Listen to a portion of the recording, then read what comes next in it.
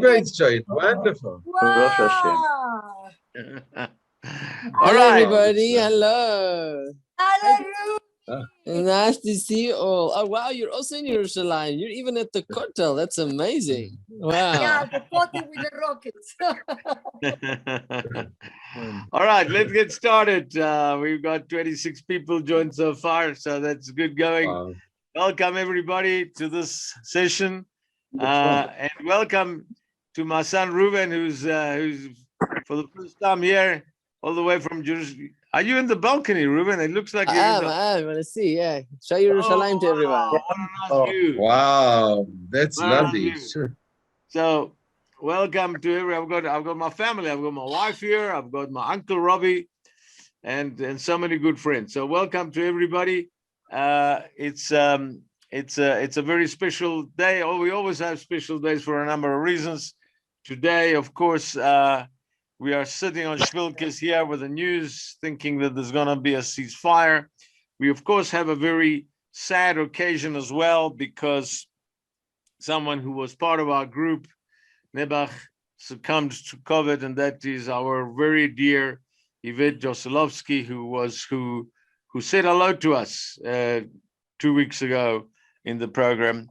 And of course, it's also a special day because there's a lot of people that have been vaccinated. The whole of Sandringham Garden and the whole of Golden Acres, or not the whole, but lots of people have been vaccinated. So welcome everybody that's been vaccinating, and welcome to our special guest, Monty Kaplan. Now, I want to tell you that Monty Kaplan and I have got I've got a long history, and I will explain it a little bit later. So, Ruben, welcome to those that have joined us from Israel. We've got from Israel, we've got Stephen Adler. I saw him earlier on. I can't see him now. Where are you, Stephen? I've lost weight. Good, very good, Stephen. Always on the double with the one-liners. So there's Stephen Adler from Ranana. There's Les Glossman, our very good friend Les Glossman from Jerusalem, and now Reuven also from Jerusalem. And of course, Reuven has got also not only his mother and his father and his great uncle, but also his what is it? Is he your grandfather-in-law? Your grandfather-in-law, who is our Kohen Gadol. So I know, Reuven, you told me that you, with your and Janine is in the car. Just drive carefully, Janine. I know that this place is very exciting, so please drive carefully. I'm driving in Ranana. You're driving in Ranana. Oh, Yes. Somebody else in Ranana. Wonderful, wonderful. So we've got 2 Ranana Nicks and 2 Yerushalayim Nicks and a lot of Glen Hazel Nicks and 1 Cape Townian, David Shapiro. My friend David Shapiro, I see he's connected from Cape Town. How's it, David? Ruben, where are you? Okay, there you are. I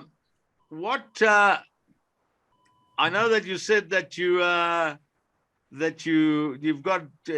weren't going to be able to join us for the whole session.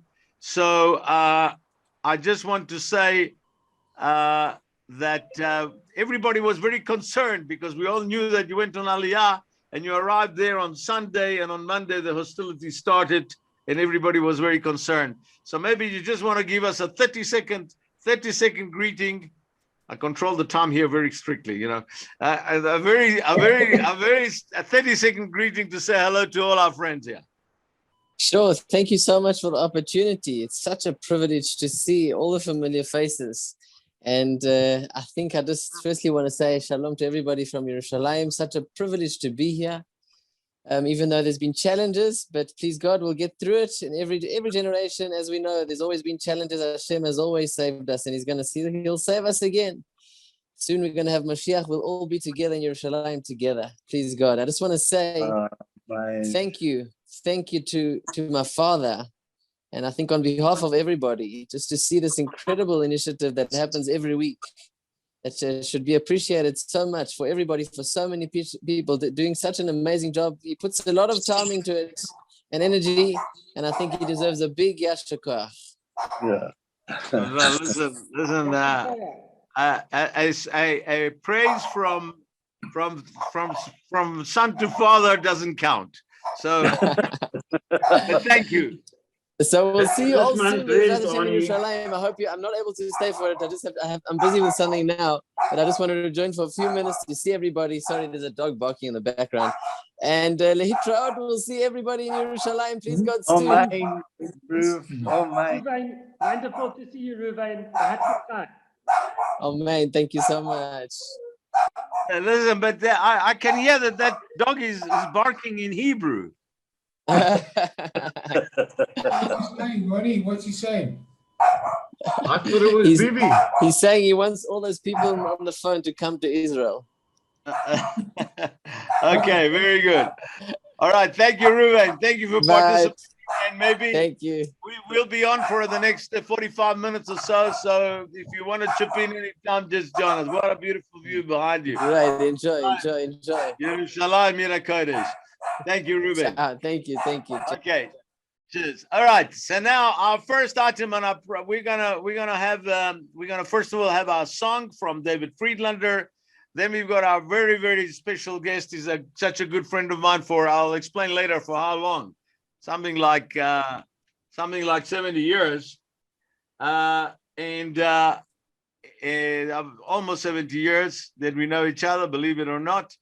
And Monty Kaplan and I, we spent a lot of time in Doornfontein. He spent a lot more time than I did. So we're going to talk a little bit about Doornfontein. Then we are going to have our Israel report from our regular reporter, Liz Glassman, Dr. Liz Glassman. How's it, Liz? And then finally, we're going to have our drosha. We'll have our drosha from the best rabbi in the world. And then we will conclude with our own Kohen Gadol, who will give us the Kohen Brocha. And I'm sure, Jeff, it gave you quite a lot of nachas to see Reuven. My heart's I know. bursting. your grandson-in-law, the grandson-in-law. lovely. So where is David Friedlander? I can't see him. David, are you here? Oh, there we are. David, you're here. And you can unmute yourself. Otherwise, let me just see if I can unmute you. Why can't I find you to unmute you? One moment. Oh, because you're not called David Friedlander, you're called Galaxy today. That's why. Okay. Okay, hold on a second. I'm going to mute everybody else. And I'm going to, I've got two Galaxies. Galaxy 831. I think that's you there, David. So. The host unmuted you. Right. They've You're unmuted me. What unmuted, does that David. David, you're on the air. Yeah, I'm here. We are ready here. to How are listen you, to Arnold? your introductory song. Okay, Arnold, can you see me? I can see you clearly. Yes, we can see you. Okay, fine. All right. I just want to dedicate, thanks for the opportunity again, Arnold. I just want to dedicate this song to the Chev for all that they do for us. The vaccinations went off wonderfully well and no side effects. And just want to say that in the past 8 years, so many things I owe to the Chev that I just made up a little song of my own called Attitude of Gratitude. And this is the way I personally feel. I've got an attitude of gratitude because Hashem is here. Whenever I am lonely, I know He's always near. I'm guided to a place within His warm embrace. I won't look back on history because I just want the victory of achieving my main goal. That's entertaining people, whether young or old. For I just want to sing to people each and every day. For me to reach my life, there is no other way. So come on, everybody, and join me when I sing. There's lots and lots of happiness and joy that we can bring. I've got an attitude of gratitude because the Chef is near. Whenever I am lonely, I know Hashem is here. There is no fear, no sin, 'cause I am close to him.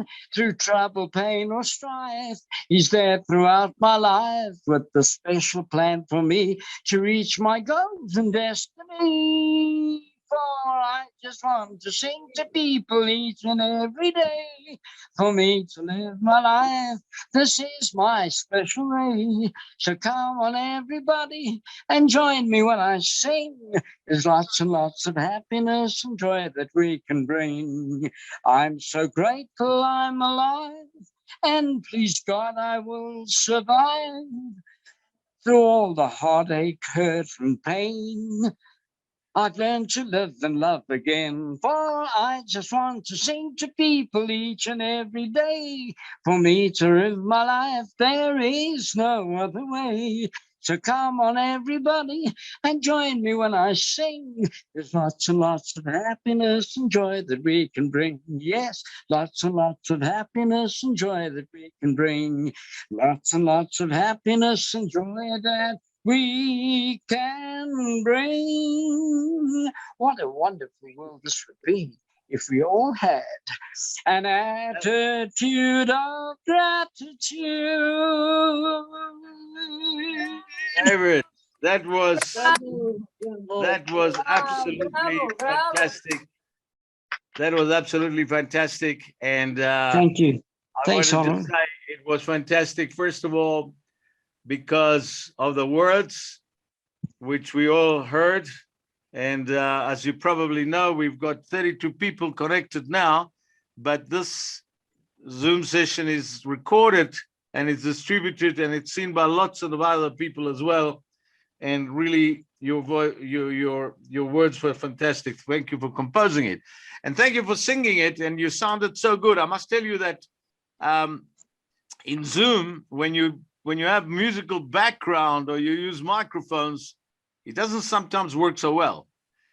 So today that you sang on your own, we could hear your voice and it was really, really fantastic. Thank you very so much. much, Arnold. And thank Thank- you for this wonderful opportunity. God bless you and your family and the Chev. Thank you. And I'm glad you guys at Sandringham Gardens are receiving either the Pfizer vaccine or the Johnson & Johnson, and you're not getting It's the a AstraZeneca that was made in India, because if they gave you that one, you'd all be smelling like curry and rice. So, No, it's the Pfizer vaccine. sorry. Just one other thing I just want to say. You're probably wondering what happened to Dr. Arthur Hovers and Ruth and their jokes. But Ruth has got a daughter in England, and the two of them are relocating. I think they're flying tonight, and we wish them atzlacha in the new environment with Ruth's daughter. Okay, so as we said, before we talk about now, which is Liz is going to talk to us about now, we're going to talk about yesteryear. And I must tell you that I want to say thank you in advance to Monty, because I asked him with very, very little notice if he could prepare something for tonight, for tonight. So Monty, I remember, I just want to, before we start, I just want to, sorry, just give me one moment. I'm calling up my WhatsApp with Monty Kaplan, and I am going to, sorry, it's taking me a little bit of time to get to something that he sent me quite a few months ago. I should have prepared it. Okay, there we are. So let me now share the screen.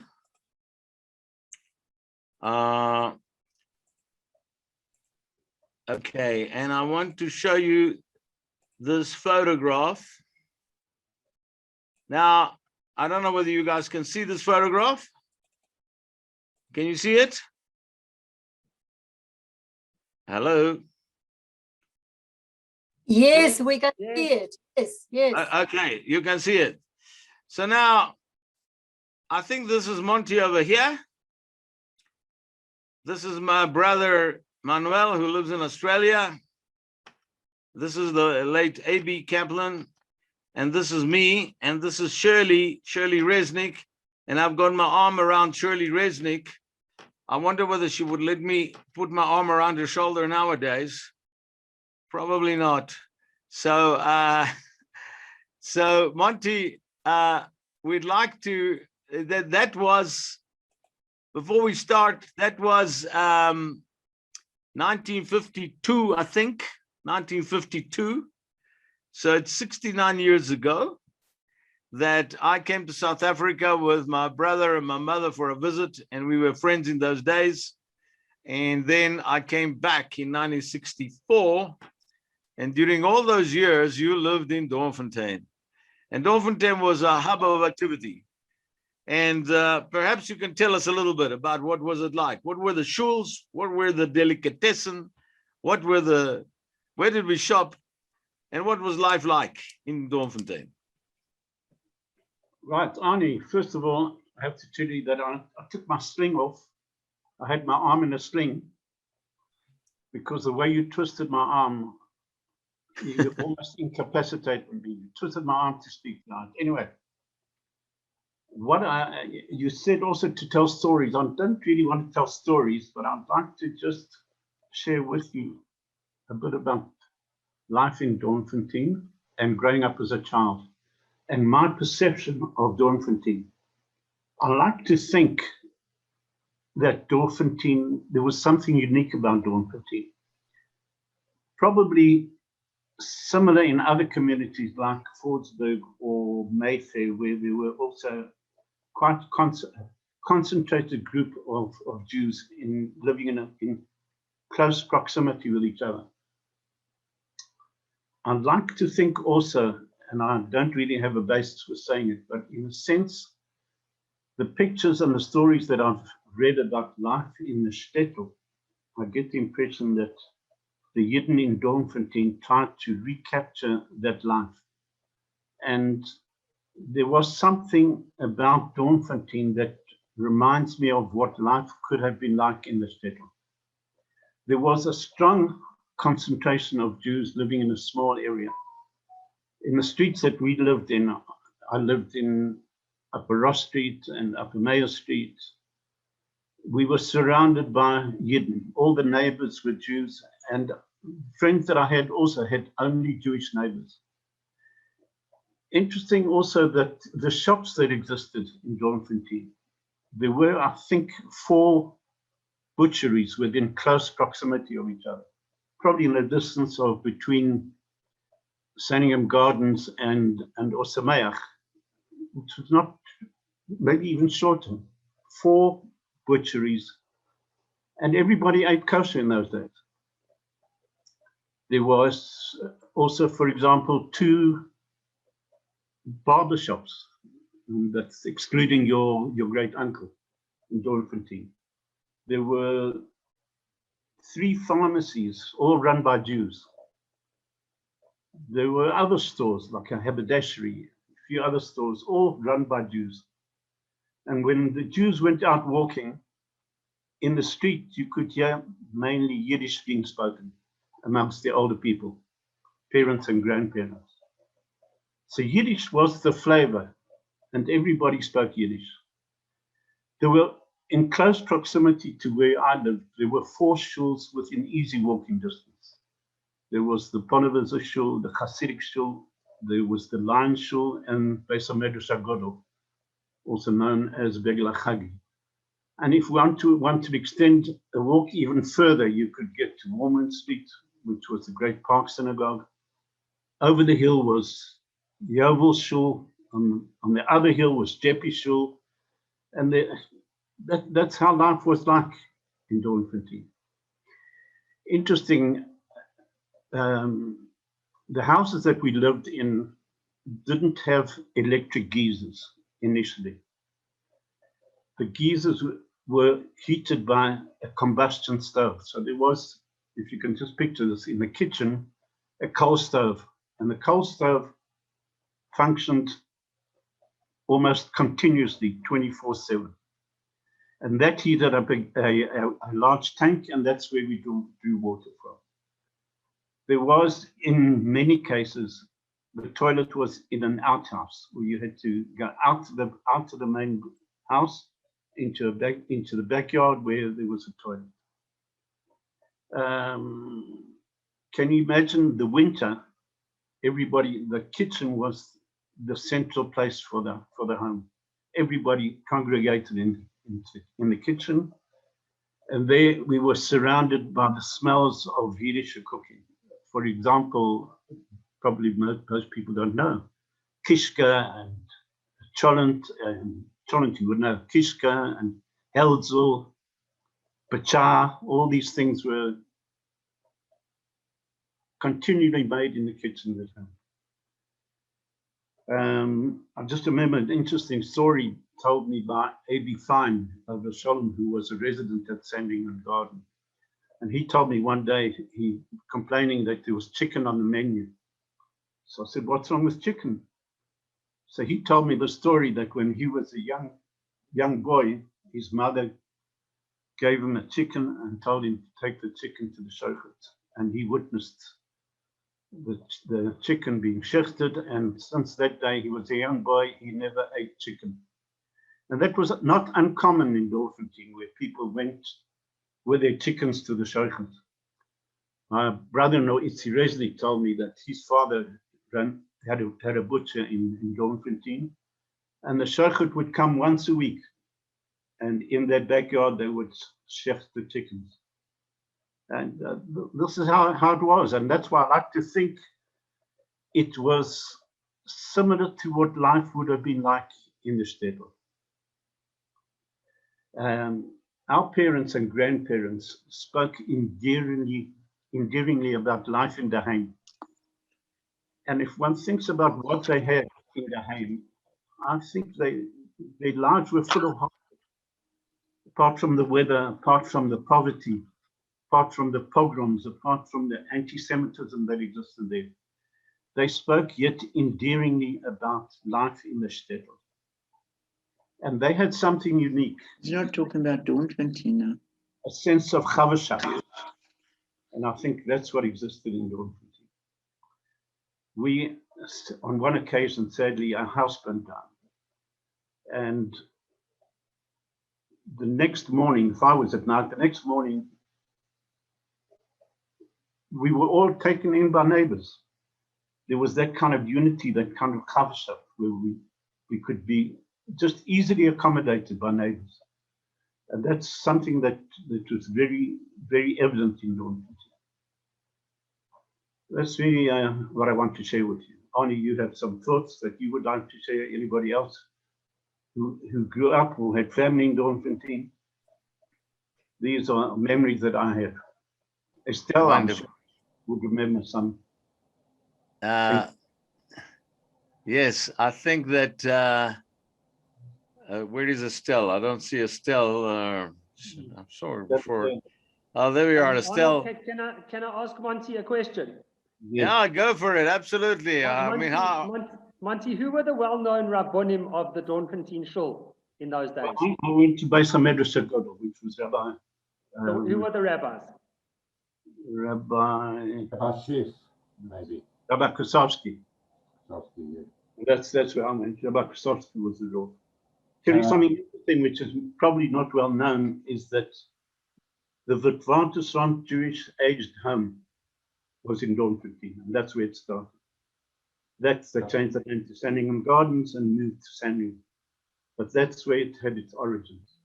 We're about in. As you enter Sandringham Gardens, there's a picture on the left of the Witwatersrand home, which was the predecessor of Sandringham Garden. Was in Dorfentine. Yeah. They call it the Mesa Sakani. Monty. Yes. My mom was born and grew up in Dorfentine. That's Chaim Lerman in Jerusalem talking. Are you in Jerusalem, Chaim? Yes, and my father was the chazan of the Lion Show. The Lion Show, okay. Well, that was before he was the chazan in Glen Hazel. Yes, yes. So tell me, Monty, what about where did you buy the food? What were the shops which I think we thought, you know, when you Baruch Hashem, for many years, for about 25, 28 years, at our home on Shabbos Shuvah, we had the Selvan Seagulls coming. Unfortunately, we didn't have them now. I think one this last year, and they used to sing about the crystals packing mama, crystals packing mama. So because this crystal shop, I heard so much. I've never seen it, but tell us about those shops, Monty. Crystals was the famous shop. Crystals. It was like a big delicatessen store, and they had all the delicacies that you would find at Kosher World. You know no advertising today. There was they sold something called Jewish bread. Of course, in all the homes, the woman made their own challah for Shabbos, but the Jewish bread was rye bread, and that was a treat for everybody. They used to go and buy rye bread from Crystals. And Crystals was famous. People would come from other suburbs to go and shop at Crystals. What about Wachenheimers? Was it? Wachenheimers was there. Fellas, Seagulls, Bolnick's, who was the place where people bought the chickens. Monty, were the houses in Doornfontein, you know that there's the bridge, right? The bridge. There's the two sides of the bridge. So the houses in Doornfontein, were they where Ellis Park is more or less today? Yeah. That was a concentration lower down where Ellis Park is, but they were higher up. I don't know if you know. Bates Street was the main street.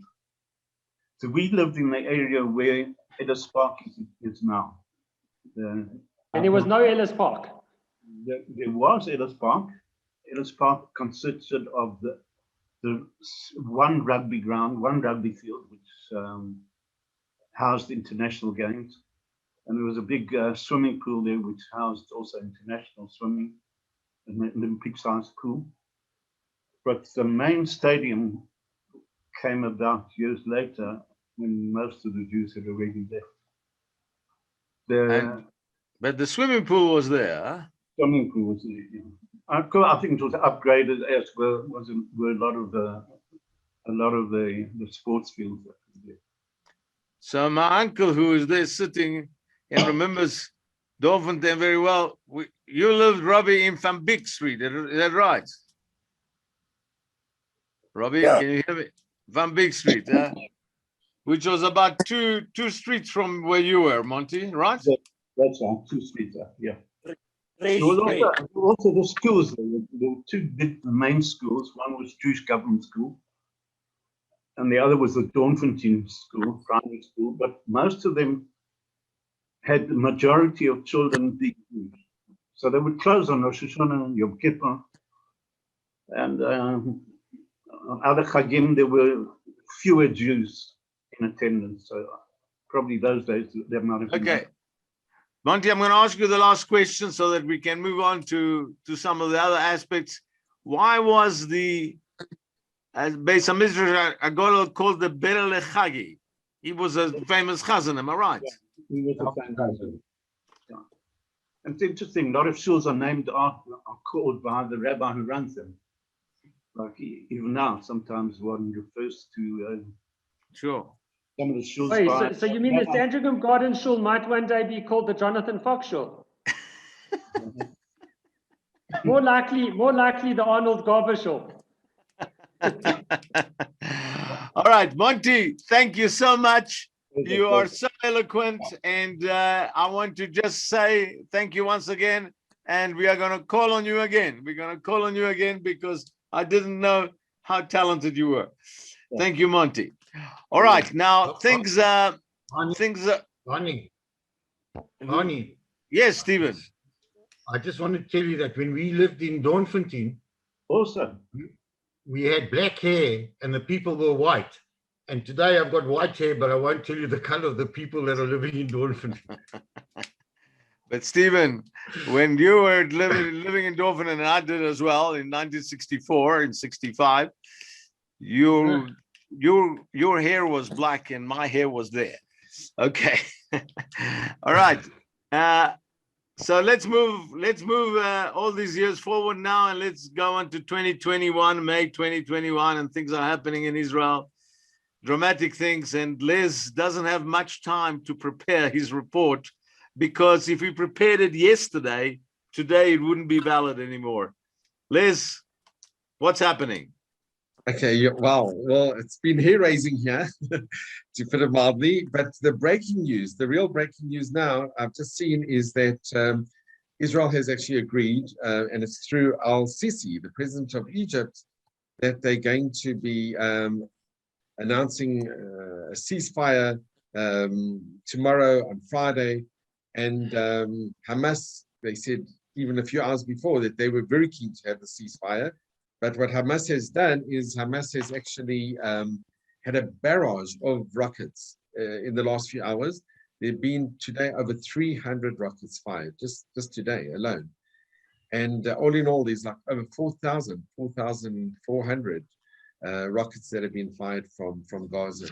But before we just go on to that, what's happening with Israel under fire, everything's been overshadowed. And one of the main things is, and you always mention about the elections, and I think from all of this, Bibi, it looks like he's much stronger than he was before. So the cynics say that Bibi he was navigating this, and he was very instrumental, and it served his purposes. But he's actually become like a true leader here, because he's taken charge. He's had the foreign press. He speaks out well, and he's had the German foreign minister coming to Israel together with the foreign minister of the Czech and Slovakia as well.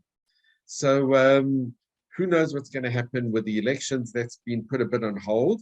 But on a more positive note, I don't know if you guys are aware, but the greatest music event, possibly one of the greatest music events in the world, is the Eurovision. And in Israel, I remember for the last 26 years, everybody on a Saturday night was glued to their TV sets to find out how Israel's going to do in the Eurovision. And we've done actually very well through the years in the Eurovision. Anyway, this year, we've got a contestant. She's from Ethiopia, Ethiopian Ale, Eden Aline, and she's having a song that she is in the finals. This is just a picture of her. And it's going to be this Motzei Shabbos, going to be in Rotterdam, and her song is called Set Me Free. So that's a little bit of some positive, not only with Israel being under fire, but who knows what will happen with the Eurovision. Also, what's interesting, what people are talking about as well, is and this is soon, on the 2nd of June, we're going to be electing a new president of Israel. And the forerunners for this position is Isaac Buji Herzog. There's a very good chance that he's going to become the next president. His father, Chaim, was the president, and his grandfather was the chief rabbi Herzog. So Israel is known as Buji Herzog. Isaac, better known by his nickname, Buji. He was the chairman of, and he still is the chairman of the Jewish Agency, and he was the leader of the opposition. But also running is Miriam Peretz. And Miriam Peretz is an incredible lady. She lost 2 of her sons fighting for the Tzahal, for the Israeli Defense Forces. She's a very powerful and a very, very emotional and a very lovable educator. She actually taught my son-in-law in Givat Ze'ev, and she's loved by everyone on all parts of the political spectrum. So she's also running for the nomination of president. We might have our first woman president, so who knows? We'll watch this space. But with regard to what's going on with Israel and being under fire, and we hope for a proper ceasefire, not just a lull, or that Hamas goes and organizes the armaments and rebuilds up their whole stockpile. But it's been for the last 11 days a harrowing, and I can even use the term hair-raising. I mean, what we've gone through here, and Steve, you there in Ranana, how people have had to run to their bomb shelters, in Ashdod and Ashkelon, and all over Israel, mainly in Sderot, in those areas, people have been living under enormous tension, running to, not every building has a bomb shelter. So you have to run to the stairway, and you've got like literally minutes. Instead of what, you've got seconds. And unfortunately, we heard about the little boy that he was in a sheltered area, but the window was open and shrapnel came in and killed him. So there've been direct hits on houses. There was actually a direct hit on a bus. And the miracle was that everybody left the bus literally seconds before. Otherwise, it was an army bus. Everybody in there would have been killed. It's like a nace, one of the greatest nisim that happened. But I just want to ask you guys, this Israel report, I think we could all be giving this Israel report because everybody's watching the news. Everyone's glued to the news. But unfortunately, what you see in the news is so skewed, and it's so, it's just not the right reporting going on here. Have you ever wondered why there's so many reporters, and we heard about the 13-story building that Israel took down, and they said that it was used by Hamas, and the reports that I saw on Sky and on CNN, so cynical, saying that how could there be Hamas in there when Al Jazeera was there and the AP was there, that's Associated Press. But yet Israel did give America the smoking gun and information about antennas that were used by Hamas. And there's certain other information that that they won't release, but so sensitive. But why is it that no reporter has ever shown Hamas or Islamic Jihad firing rockets inside Gaza? They're there, they're seeing it. So why don't they focus the cameras on the people who are doing the shooting? And the reason is it will change the whole narrative. So we don't see those pictures coming out of Gaza. And they're there, the reporters are there. Another question that people aren't asking, and they should be asking, is why have they not built bomb shelters for their own people, knowing that Israel's going to retaliate? So instead of building these tunnels in this metro of like kilometers of intricate terror tunnels and supply tunnels in order to destroy Israel, they should be building maybe bomb shelters for their own people. But that doesn't fit the narrative. Hamas doesn't want to do that. And these questions aren't being asked. And another question is how much money, how many millions, possibly billions of aid money that went to Gaza, that instead of building hospitals and improving the lives of the citizens, they've used in building these very sophisticated rockets that can reach Beersheba and Tel Aviv, and building this metro system that it cost, well, thank God it's been mainly destroyed, but it's cost them billions and billions to build for the one purpose, to try to destroy Israel, not to try to save their own people. So these are the questions that people and in the media aren't asking, which they should be asking. But what can we do? We have to look at the positive side. What's very interesting, and I think this is amazing, we've seen, because of what's going on in the Israel being under fire and Israel retaliating, the amount of anti-Semitism, and we saw what happened over Shabbos it was actually over Shavuot, but it's also been over Shabbos, in Golders Green. It's been atrocious in Germany, in Los Angeles, in Paris, in all these countries, the tremendous amount of anti-Semitism. And you even had a British policewoman screaming, Palestine will be free from the Jordan to the sea. This is a policewoman, joining the protesters screaming against Israel. So there's been tremendous amount of anti-Semitism, but on the other hand, there's been tremendous amount of support. And this we haven't seen really before. The Israeli flag was in Austria on the parliament, and the Iranian foreign minister, when he saw this, I think he left, he was like shocked. But they also had the Israeli flag in the Italian parliament, and the Czech, the Slovakian, Germany, and surprisingly, Hungary. Hungary's been a tremendous supporter of Israel with Viktor Orban. The EU were coming out with a statement, and Viktor Orban said, "No, I'm not going to allow this statement to go through," and it didn't go through because of the efforts of Viktor Orban from Hungary. So we've got unprecedented support from leaders of European countries, which we never really had before. So I think the countries are realizing that what's happening to Israel can happen to their countries as well. But they are showing that Israel has a right to defend itself, and Biden as well. I mean, this came as a very pleasant surprise he's actually stood pretty strongly with Israel, saying that, he's given Israel the go-ahead in a way, and he said they have to de-escalate the tensions. But the ceasefire, he's gone against the UN resolutions, and he's actually stood with Israel. You might have to pay a price for that, but in the meantime, Biden's actually shown he's been a good friend of Israel. He's got a lot of opposition in the Democratic Party, and that's going to be something that we have to look out for in the future, because the Democratic Party isn't going to be the same as it was before. And we're seeing that. And I just want to end on an amazing, amazing story. And I saw this today in the Jerusalem Post. Unfortunately, there was a resident of Lod. He was 56-year-old, Yigal Yeshua, and they threw a brick at him in the riots in Lod, and he succumbed to his wounds and he died.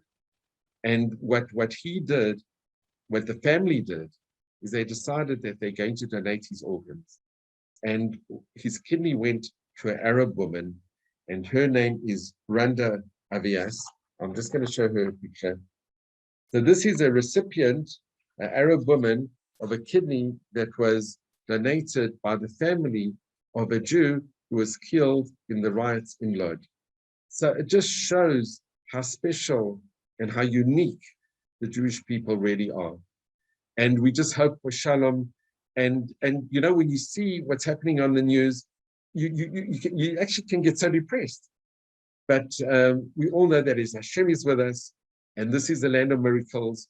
And I want to end off with something. Arnie, do I have another minute or two? Okay, just very briefly. I was with a Holocaust survivor, Judge, that I saw on Tuesday. And he said to me, it's Judge David Frankel. He said, when you hear about a person dying, it's a tragedy. When you hear about 10 people dying, it's even a bigger tragedy. When you hear about a plane going down, it makes world news. When you hear 1,000 people dying, it's a total catastrophe. But he said, like 80 years ago, per minute, there were thousands of Jews that were dying and being killed, and the world kept quiet. And he's been in 5 wars. He came to Israel in 45. He was on the Custer train. He said, we have to be strong. And we have to be so grateful that we've got our own country. And I think that message, when we think about these being over 200, and I'll just end with this, there've been over 200 casualties, I think, on the Gazan side. A lot of those casualties have been from rockets that have been misfired from Hamas. But you never see that on the news. They'll say these are the Gazan casualties, not saying that some of them have actually been caused by Gazan Hamas rockets that were misfired. Israel's taking the blame. So when you see the news, don't believe everything that you see there, question, and just know that we are on the right path. And Baruch Hashem, we'll have quiet. And please God, we just have to believe in Hashem, that Hashem gave us this wonderful land. We don't have another country. We're here to stay. And Baruch Hashem, we have a very strong army, and we have a very strong people, and Am Yisrael Chaim. Thank you so much.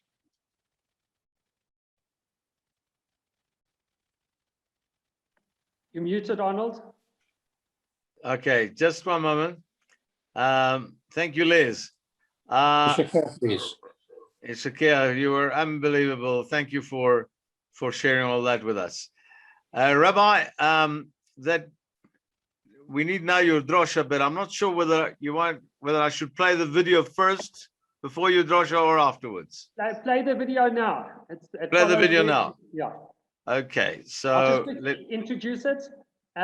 My son got together with some other student leaders from other Jewish schools in Johannesburg, and they put together this video of unity. Okay, let me start it. As thousands of rockets rain down on our homeland Israel. As the soldiers of the Israeli Defense Force risk their lives to protect our borders. As millions of our brothers and sisters seek refuge in bomb shelters with prayers on their lips. As half-truths and misinformation overwhelms our newsfeed. As we feel, now more than ever, solidarity with our extended family in Israel. We, as the United Youth of South Africa, stand proudly together in support of Israel's right to defend herself. We are united in common prayer. We condemn terrorism and extremism in all its forms. And we deeply mourn the devastating loss of every life. In this challenging time and always, we stand with Ashkelon. We stand with Sderot. We stand with Tel Aviv. We stand with Israel.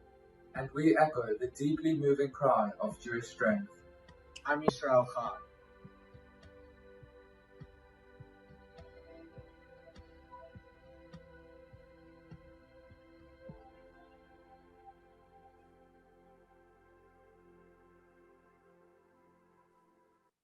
Wonderful. Wonderful, Rabbi. You can be very, very proud of It's your... nice to see all the schools coming together in unity for, in one video. Absolutely, absolutely. Yeah, beautiful. Well done. Thank you Okay, very so, much. right. Rabbi, we Thank need you. a drosha now. Okay. I must say that this zumzitz is getting more and more interesting and entertaining every week. So thank you to everyone for your contributions. They are really amazing. Also to acknowledge with sadness the passing of Yvette Josilovsky, who I know was Stephen Adler's really, really good friend. Stephen often brought Yvette to Sandringham Gardens, to our shul, for meals at Sandringham Gardens. She was quite a regular there, and we know how devastated Stephen must be and the entire Josilovsky family. And she used to love the zumzitz, so much so that she tuned in 2 weeks ago from hospital, from ICU. She tuned in on her phone to listen. So kol hakavod, it gave her a lot of joy. And we are really, really so saddened by her passing. In fact, I've known Yvette for many, many years because I was best friends with Daryl from the age of 6. And I used to go play at Daryl's house. I can't remember the name of the road. There near Swimmer Road. It's a small cul-de-sac. Stephen, what's the name of that road? Dale or... Anyway, I used to often go to their house in that road there. And yeah, we are devastated. Also wish Arthur and Ruth Tzeitchem L'Shalom. We hope that they are very happy with their kids in London. So not tomorrow, on Shabbos we read Parshat Naso. And in Parshat Naso, we read about the Birkat Kohanim. And that's why I wanted to speak second last tonight, because my drosha will be a little bit of an introduction to our Kohen Gadol's bracha tonight. So essentially in the Birkat Kohanim, there are 3 brachas. The first bracha of Yavarechecha Hashem v'yishmerecha, then the second bracha of Ya'er Hashem, and the final bracha of Shalom. Okay, these are 3 distinct areas that the Kohanim are blessing the Jewish people. The first one of Yavarechecha Hashem v'yishmerecha, all the commentaries explain that refers to physical well-being, to prosperity, physical, material prosperity, which is so important. Secondly, the Ya'er Hashem, that Hashem should illuminate us.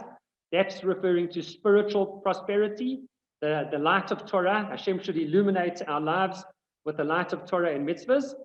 And it's interesting to note that the physical comes before the spiritual, because as the commentaries say, Ein kemach, ein Torah. Without material prosperity, there's no vessel for Torah. We need it very, very much. We ask Hashem for the bracha of prosperity, of comfort, and of the ability to thrive spiritually. And then, of course, we ask Hashem to light us up with that light of the Torah, that we should be constantly, continuously inspired by Torah. And finally, and so importantly, is the bracha of Shalom. Because as the rabbis explain as well, that nothing is really worthwhile without Shalom. People are on edge. People can't be comfortable. We can't enjoy our prosperity. Even our spiritual prosperity is endangered by a lack of Shalom. And therefore, Shalom is so, so important. And we daven to Hashem through the Kohanim. The Kohanim actually daven to Hashem for all of these brachas. And the final bracha of Shalom, which itself is broken down into 3 or 4 different categories. Internal Shalom, that within our own selves, we should have the Shalom, this balance of materialism and spirituality and strength. And then, of course, Shalom in the family, Shalom Bayit, and Shalom in the world, and Shalom between us and our neighbors. And at this time, we daven for all of those things. And we ask Hashem to give us the prosperity, the material prosperity, the spiritual illumination, and of course, so importantly, the shalom. Okay, he's talking, he's introducing you. Sorry. With that, I would like to, with Arnold's permission, call on our Kohen Gadol to give us the actual Birkat Kohanim. Okay, so the reason why I'm on the phone is because our Kohen Gadol has got some technology issue and we've lost him. Are you going to join us? Otherwise, we're going to play back. We're going to do the whole thing again next week. Jeff, are you there? Just say good use your code to Rabbi now. I can hear you on the phone, but I don't see you on the Zoom. Just okay. Put him on the phone. Put him on the phone on the loudspeaker. Okay, let's do that exactly.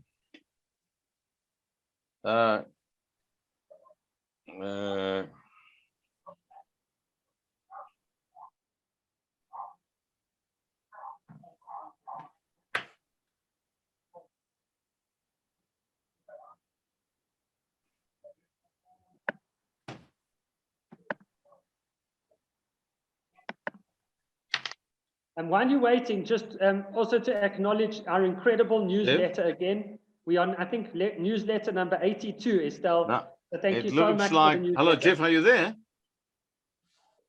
Jeff, are you there? Okay, the rabbi is just giving a whole drosha about the meaning of your bracha, and he wants to finish it off by you actually giving the bracha. So I'm going to put the telephone on the microphone so that everybody can hear you, all right? Okay.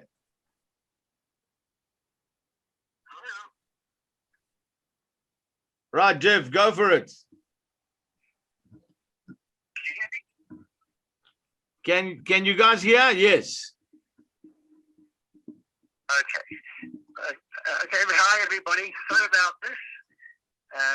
It's a very special time, and this week Parsha of Nassau, which is when the Birkat Kohanim, the priestly blessing, was told. Moses was instructed. Moshe was instructed to speak to Aaron and his sons, so he should bless the people.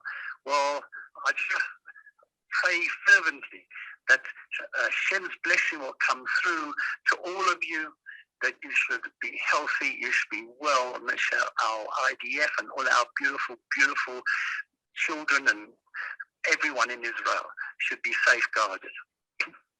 Amen.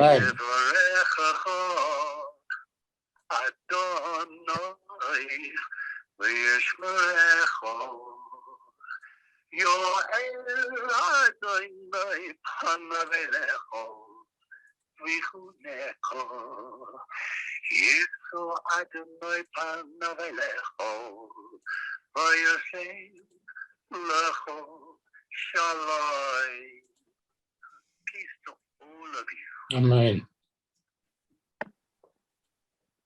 Beautiful. Thank you, Jeff. You'll see it all in the recording. All right, guys.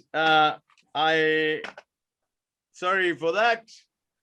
Technology, we are still dependent, but thank you, Rabbi, for the beautiful introduction, and we wish everybody a good Shabbos and health and shalom.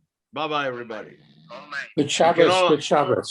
Shabbat shalom. Shabbat shalom. Everyone, I think, yeah, fantastic. I think almost everyone has actually been vaccinated on the Zoom. Not me. Thank you, Rabbi. Go, Stan. Go. Thank you, Rabbi.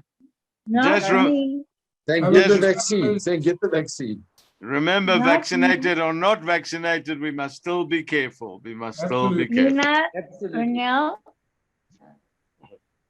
Right. Bye-bye, everybody. Hey, Arnold. Thank you, Arnold. Shabbat shalom, everyone. Shabbat shalom. Shabbat shalom. Shabbat shalom. Golden acres Jeff today. Levenstein, the Shabbos. Hello, Rob. Another great session. And Thanks so much. Really lovely Zoom session. All of them are beautiful. Thank you, Jeff. Thank you. Getting I a know it compliment makes from Joel you. Droom's week. It makes his week, he tells me. He loves it so much. Right, Joel? We gotta get you muted, Joel. We gotta get mute. One of these days when it's the right time, we're gonna hear your stories about China, Joel. We want to hear your stories about China. Honey, I've got a story to tell you about something that happened in Israel. Not now. Okay, you want to tell it now? It'll take 2 minutes. It'll take what? 2 minutes. Okay, go for it. Go for it, Joel. You know, I've got a son in America. And there was a young woman who needed a bone marrow transplant, which was very rare. And I don't know how the Israelis found out my son had that bone marrow. And he did a transplant into that woman's bone marrow. And it allowed her, she's married, to have children, and it actually saved her life. And a little boy from Johannesburg, they picked him up in Los Angeles, took him to New York, and he did the transplant into this woman, and she healed completely. A couple of months later, this woman was watching a television show in Israel, and it was about her transplant, and she didn't know who the recipient was. And through that TV, to my son. And that was a hell of a story in the middle of America. They picked it up, and it saved her life. Okay, Joe, a lot of people have signed off already. It sounds like a fantastic story. I'd like you to prepare it, and you'll tell it to us. You'll tell it to us on one of our futures. I heard you. I'm just listening, yeah. Oh, okay. I'll repeat it in detail.